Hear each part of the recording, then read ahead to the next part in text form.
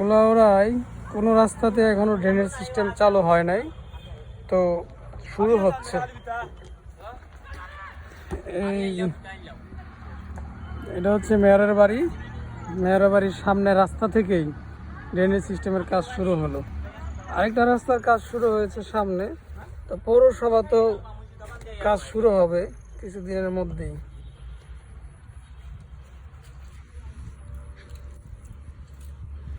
অনেক গভীর করছে। রাস্তা কতটুকু চওড়া হবে জানেন? রাস্তা পাশ কতটুকু হবে জানেন? এটা কতটুকু করতে বলছে? ড্রেনটা কতটুকু হবে? 4 ফুট 5 ইঞ্চি। 4 ফুট 5 ইঞ্চি।